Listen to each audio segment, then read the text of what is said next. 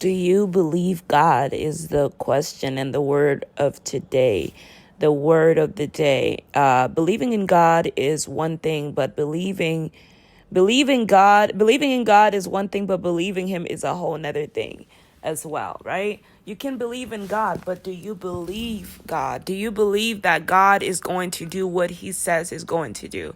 I'm the kind of person that believes that God does things according to His will.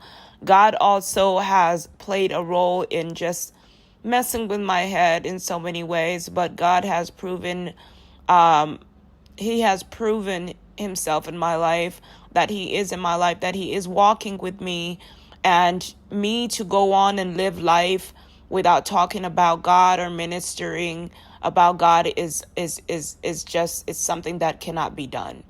It's not normal, just because even before I fell in love with Justin, even before I fell in love with myself again, even before I got my place, I was with God and God was with me, and we were working and walking together, and He was talking to me and whispering to me like no other. And just, after going through what I went through, I couldn't believe it. I developed a hate for God, but I couldn't even hate Him because it would be a punishment if I hated Him, which made it harder for me to even love Him, because I was like, I'm hearing God tell me I want to be in a real relationship with a real person like you, and I want you to treat me normal, like you would, the way you would talk to, say, Justin. And even with Justin, I can't really in real life talk to him the way I want to talk to him, because you have to be careful, I guess, with the things that you say, since he's a celebrity, and you don't want them to use those things against you in court and start saying stuff like, oh, you were threatening him and you were doing this. Like, I would love to be with someone that I can fight with and I can be my full self around with them, and have them understand that, hey, just because I say these things doesn't mean I mean it. Like, I have to release the way I feel, my thoughts. I always tell Justin feels the same way. Like, if I tell her these things in person, will she persecute me and look at me like I'm wrong? Like, she can't, And I try to tell Justin, if you get mad at me and you call me a bitch, I'm not gonna use that against you. I'm happy you called me a bitch and not another girl a bitch. That's how I feel about you. I'm so in love with you that if you start cursing somebody else out, I'm like, why are you giving that bitch your time? You feel me? Like, why are you giving that man your time? Like, why are you giving him your energy? Like, or do you guys have something going on with each other? Like, that's how I feel. If you even put your hands on somebody else to hit them, I'm like, so they had that much power over you that you just lost your willpower. You feel me? Like, how could you even dare cheat on me by hitting somebody else, putting your hands on somebody else? That's how I feel. That's the kind of crazy person I am. I'm just like, you don't have it. You don't have it with them that deep that you would even fight with them like that. Like, you don't have it with them. You have that with me. That's how we are. We fuck each other. We make love to each other. We do all this shit to each other. So when we get angry, we understand why we're angry, because we get into the deepest core, the deepest parts of each other's hearts. We're digging into each other's souls. We're tapping into each other's spirits.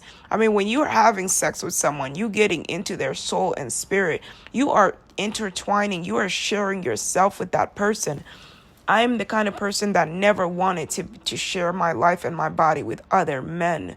I never wanted to do that. I had no choice, because the Bible was saying, why is Jesus speaking? Jesus speaks to us, and the spirits speak to us, and God speaks in it. When you don't understand that, in the world, they consider that insane and crazy, and that's fine. I've been taken to the hospital because of God, because of believing in God and speaking in tongues. But one thing I know is that it doesn't matter what they think about me, and people should not be persecuted for having that level of faith, because it is by faith that this world was built. It is by faith that you and I still exist. It is by faith that you wake up and make it through the day in the morning. You don't wake up thinking, I'm not going to do it.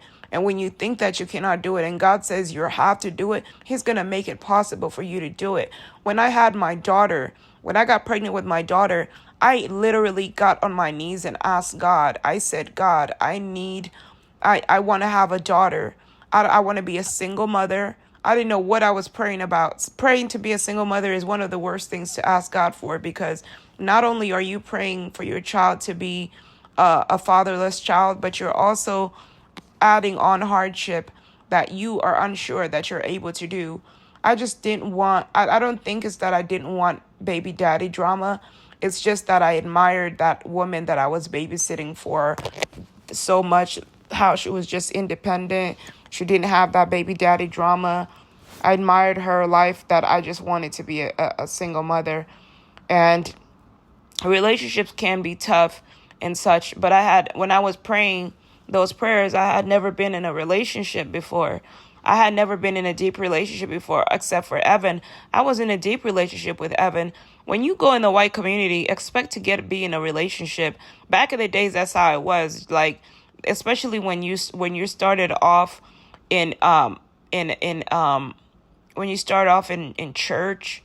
In church, they automatically are. It's not like they're waiting for you not to hook up. They want you guys to hook up sometimes. But my Pastor David, did not want me and Evan to hook up, because my evil ex-birth mother, told him I don't want to see her with boys.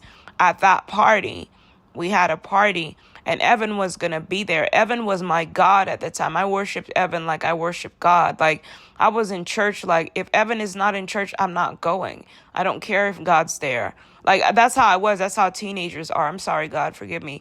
But it's true. Like, and then God needs to learn how to not be upset every time I say that, because if you want me to be honest with you, then don't threaten me every time you hear a form of honesty, if that's what you want to hear. Because you read my heart. You know the deepest secrets of my heart. You know how I am. So if you want to hear it, then don't threaten me every time you hear it. Just hear it. Like, I want my children to talk to me. Let me know everything. What's going on, your deepest parts of you. Like, so I can know how to better assist you. When I have my children, they're not just my babies, they're my guests too. I treat them with respect, but I discipline them if they get disrespectful, because I need them to know, hey, you're fighting with a lion here.